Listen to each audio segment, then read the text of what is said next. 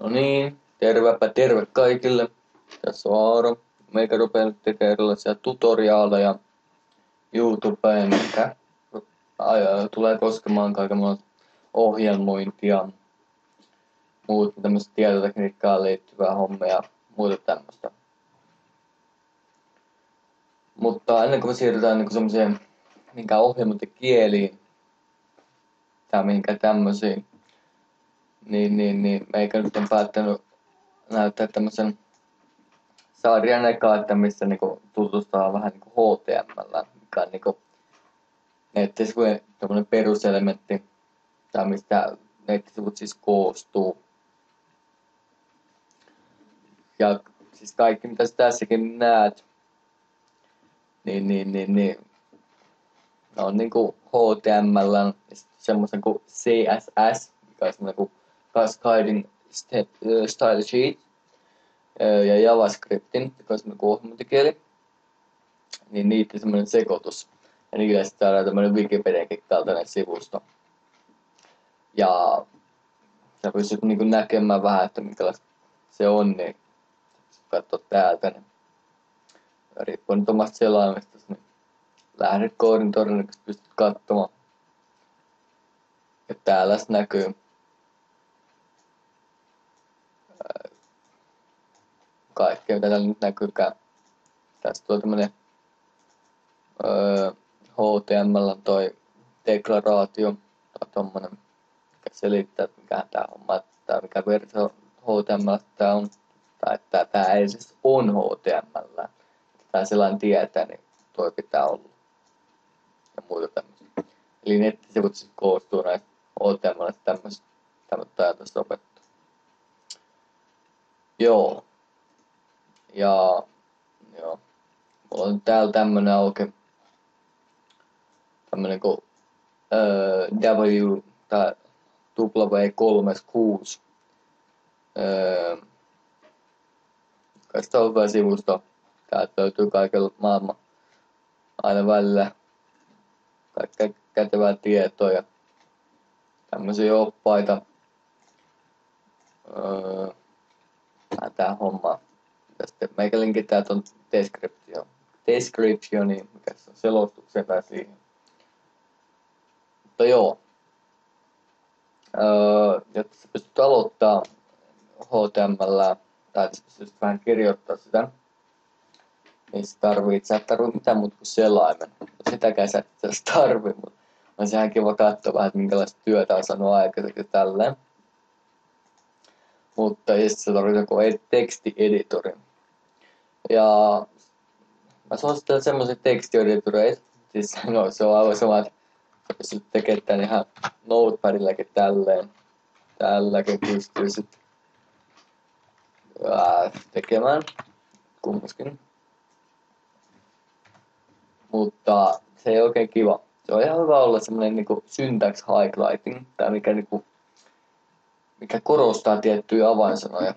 Niin sitä varten on hyvä olla joko useita eri vaihtoehtoja, mutta niitä on, tai peruskoiralla, että tuhansiahan niitä on, mutta otetaan semmosia, mikä on mun mielestä parhaita, on tämmönen kuin Notepad++. Mulla taitaa vielä olla aika vanha versio tästä. En ole ollut mennä Windowsin puolella pitkään aikaa, käytän yleensä Linuxia, mutta kumminkin. Tämmönen kuin Notepad++. Ja joko mä suosittelen, että käyttää tätä, tai sitten tämmönen kuin Sublime Text 2. Sisään tarkkoilla. Tää kyllä on toi Sublime, tai siis tää on Notepad on ihan ilmanen. Mutta tästä tää Sublime Text ei oikeastaan ole. Tai siis se on ilmanen, se on ilmanen käyttää. Mutta siis se suosittelee, että sä ostaisit sen. Ja tälleen. Ja sit aina välillä tulee semmosia, tuolla 60 se on aika kallista. Tekstieditoriksi, mutta kumminkin. Joo. Meikä voi pistää linkit niihin niistäkin niin descriptioni, mistä voit suoraan ladata. Mutta mä en toki itsekään tiedä, kummankaan mä tässä ottaisin Sublimen vain Notepadin, mutta kun mä teen tässä Sublime ottaa, joo. Noin. Joo. Ja me halutaan tehdä uusi kansio, mihin me tehdään kaikki meidän nämä työt, tai mihin nämä nettisivut HTML-tiedosta tulee. Ja se on nimeltään HT-Docs. Ja se on ihan sitä varten, että serverit käyttää tästä nimistystä niin niistä tiedoista, mitkä tulee sitten, mitä käyttäjät voi käyttää. Joo. Nyt meillä on tää HT-Docs-tiedosto kansio täällä työpöydällä ja siihen me tehdään kaikki. Ja itse asiassa se on täyttänyt.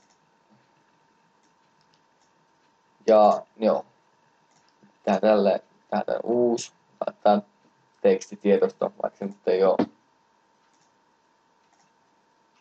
Tulee olemaan oikeesti tekstitiedosto. Ja otetaan se tässä index.html, mikä on myös tämmönen perus. Kyllä. Tämmönen perus, mitä yleensä käytetään.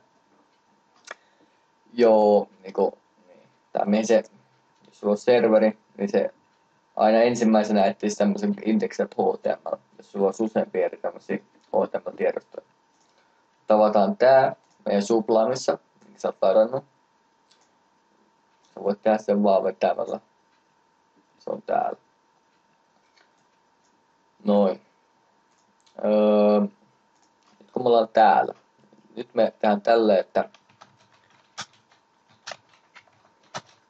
tämän ensimmäisen tutorialin tarkoitus oli ainoastaan niinku olla tämmönen nopea selostus vähän näihin tekstitiedostoihin ja tämmöisiä, mutta tehdään nyt tämmönen nopea sivusto tästä, minkä mä sitten tulen selittämään myöhemmin. Ja pistetään alkuun, kirjoitetaan vaan sama mitä mä kirjoitan, eikä selittää tästä ensin tutorialissa. Tai mikä parempi, sä voisit itse asiassa itse vähän ottaa selville näistä.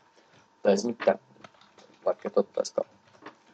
Tehdään nyt kirjoitetaan perässä.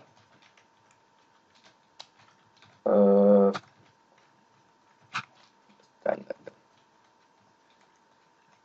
Tää antaa tämmösiä vinkkejä, jotka painaa centeriin tekisi tälleen, mutta tehdään nyt ainakin pari ekaa jaksoa tälleen, että näytän ihan suoraan, että mitä mä kirjoitan.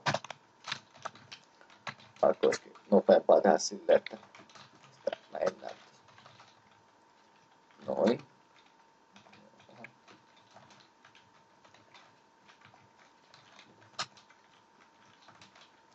HTML on niinku erittäin yksinkertainen tämmönen sivusto. Ei sivusto, HTML on sivusto. Siis tämmönen helppo oppia. Ja tällä, että tää ei todellakaan tästä ottaa minkälaisia vaikeuksia eikä mitään. Koska tää on tämmöstä simppeli juttu. Ja tää on ihan hyvä osata, tää on tämmöstä yleistietoa osata tehdä mitään tämmösiä. Edes jonkunlaista tämmöstä nettisivua tai tämmöstä. Tai tietää edes, että mistä elementeistä se oikein koostuu. Mutta pistetään nyt joku otsikko meidän sivustolle ja pistetään se vaikka, että Epic Site sivusto, joka on pro, erittäin pro. No, sitten pistetään tänne body. Tästä lähtee se näkyvä osa niin sanotusti. Ja sitten pistetään tänne tekstiä vaikka, että mitä tämä on. Olen Aaro. Mitä tämä on? Ja sitten pistetään, että tämä on tekstiä. Koska sitä se tietenkin on. Ja nyt tallennetaan se. Save. Ja sitten lähdetään avaamaan se. Se on täällä. Meidän HT-Docs-tiedostossa. No hienoa. Noin. HT-Docs-tiedostosta. Kaksoisklikkaat vaan, niin se pitäisi todennäköisesti avaa sun selaimen, mitä ikin käytätkään. Noin. Ja itse asiassa tää vielä teki. Joo. Tästä tuli vielä oikein hyvä juttu. Elikkäs. Joo. Tässä meidän Epic-sivusto, joka on pro. Erittäin pro. Ja tässä on tämmösiä hauskan näköisiä. Mitäs näitä on? Kirjaimia. Tai tälleen espanjalaista aata onka tai jotain. Sillä ei ole väliä. Kumminkin. Ja no, ollaan saatu ensimmäinen sivusto valmiiksi ja voittu käyttämään jonkun sortin tekstieditoriä siihen, mikä sitten värittää tämmöistä niin sanottua avainsanat täältä. Ja joo, jatketaan hommaa. Mä selitän tätä hommaa ensi jaksossa. Meikki selittää vähän, mitä ihmeitä täällä tapahtuu. Tai tässä tapahtuu ja kyllä. Nähdään ensi jaksossa.